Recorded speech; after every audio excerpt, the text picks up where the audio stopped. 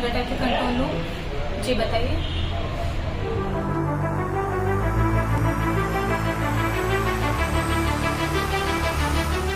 राजधानी दिल्ली से सटे जनपद गौतम बुद्ध नगर में ट्रैफिक की बड़ी समस्या है, जिसे नियंत्रण करना एक बड़ी चुनौती बनकर सामने आती रहती है।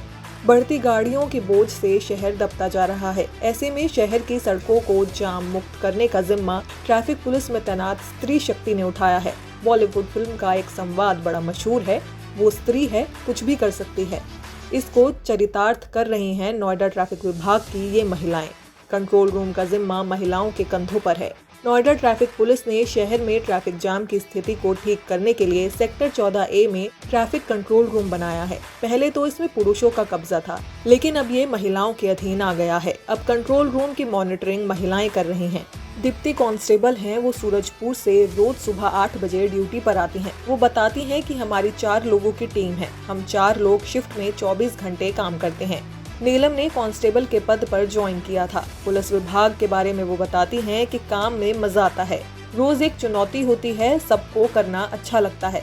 सभी तरह के कॉल आते हैं, ट्रैफिक से लेकर चालान तक पूछताछ लोग करते हैं। हम भी लोगों को कॉल कर फीडबैक लेते हैं। हम लोग अभी 15 दिन पहले यहाँ पर हम लोग ज्वाइन किए हैं ये ऑफिस, और यहाँ पर मतलब जिले की जितनी भी समस्या होती है ट्रैफिक संबंधी, अदरवाइज कोई एक्सीडेंट वगैरह हो जाता है या किसी को भी कोई चालान संबंधी समस्या होती है, तो कंट्रोल रूम का जो नंबर होता है उस पर कॉल करके वो कंफर्म करते हैं और पूछते हैं, अपनी समस्या को बताते हैं। और जाम संबंधी समस्या होती है तो संबंधित कर्मचारी को बताया जाता है, और चालान संबंधी समस्या होती है तो कोशिश की जाती है कि उसकी समस्या का समाधान फोन पर ही हो जाए। अन्यथा संबंधित कर्मचारी जो उनकी समस्या का समाधान कर सकते हैं उनका नंबर दे दिया जाता है। फीडबैक हम लोगों के द्वारा लिया जाता है, जैसे जहाँ पर ट्रैफिक ज़्यादा रहता है स्कूलों के आसपास या हॉस्पिटल के आसपास, पेट्रोल पंप वगैरह जो होते हैं, इन सब लोग फीडबैक लेते हैं। मेरे जो स्कूल का नाम है वो श्याम सिंह कन्या इंटर कॉलेज सेक्टर 73 से हैं हम लोग, और आज हमने बच्चों को जो है वो यातायात के नियमों के बारे में बताया, समझाया उनको, और उनको प्रैक्टिकली करके देखा। जो हमारा यहाँ आने का मोटो था वो यही है कि हम बच्चों को प्रैक्टिकली वो चीज़ों को सिखाएं, क्योंकि नियम तो सब हम क्लास में भी पढ़ाते हैं, लेकिन बच्चे शायद उस एक्सपीरियंस को ले नहीं पाते, उसी के लिए हम यहाँ आए हैं। ट्रैफिक कंट्रोल संभाल रही संगीता के पास एक नहीं बल्कि 3 जिम्मेदारियां हैं। संगीता के पास एक छोटी बेबी है, जिसको साथ लेकर वो ट्रैफिक कंट्रोल रूम में काम कर रही हैं। साथ ही इन 2 जिम्मेदारियों के अलावा उनके सिर पर उनके परिवार का भी बोझ है।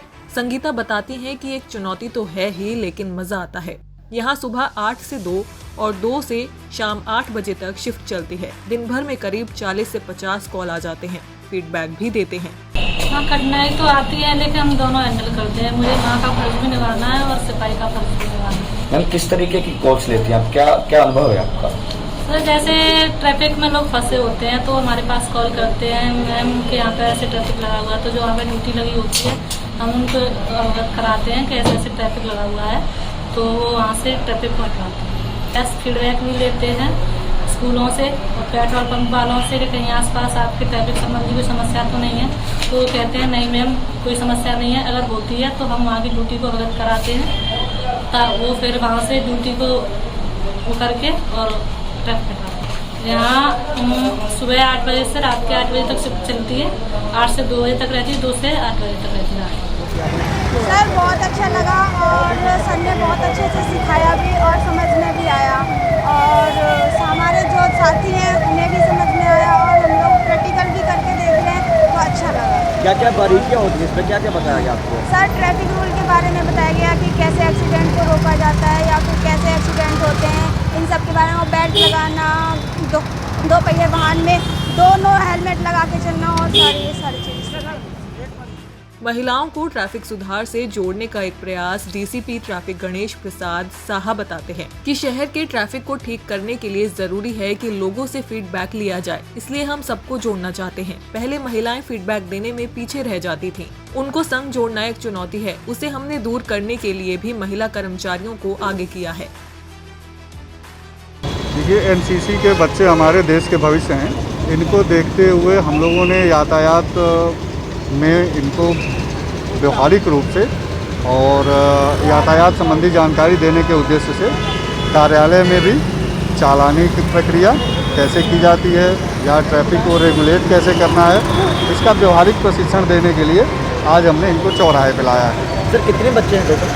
अभी ये 14 बच्चियाँ हैं, तो हमने बच्चियों को ही नोएडा की लोगों को समझाने के उद्देश्य से और संचालन के उद्देश्य से, ये हमारी आधी जनशक्ति हैं, तो इस पर्पज़ से हमने इनको यहाँ पे ये अभी जो हमने कार्रवाई करनी है वो जो अट्टा पीर चौराहा है, अट्टा पीर चौराहे पे हम इनके द्वारा संचालन और स्टाफ लाइन का पालन दोनों करवा रहे हैं और इनको बता भी रहे हैं। सर आज ही आज चला जाए, क्या आने वाले दिनों में भी होगा ये?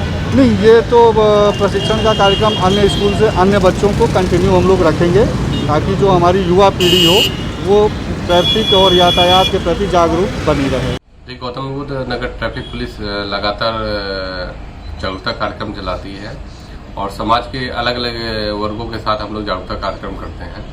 और आपने देखा होगा कि हर वीकेंड के अंत में 7X वेलफेयर के साथ, हेलमेट मैन के साथ हम लोग विभिन्न चौराहे पे ट्रैफिक अवेयरनेस का प्रोग्राम चलाते हैं। इसी क्रम में आज एनसीसी की बालिकाओं को, छात्राओं को ट्रैफिक कार्यालय में बुलाया गया था।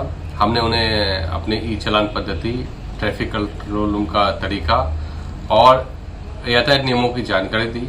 हमने ये बताया कि क्यों बच्चों को और उनके परिवार को और नागरिकों को यातायात का नियम पालन करना जरूरी है। सर कितने बच्चे होंगे लगभग? ये करीब 20 की संख्या में होंगे बच्चे, और ये बच्चियां अभी सेकंड पार्ट में आप देखे होंगे कि किसी चौराहे पे लेके, उनकी भी इच्छा थी कि हम किसी चौराहे में जीवंत ट्रैफिक अवेयरनेस को देखें कि ट्रैफिक किस तरह संचालित होती है और क्या दिक्कतें आती है।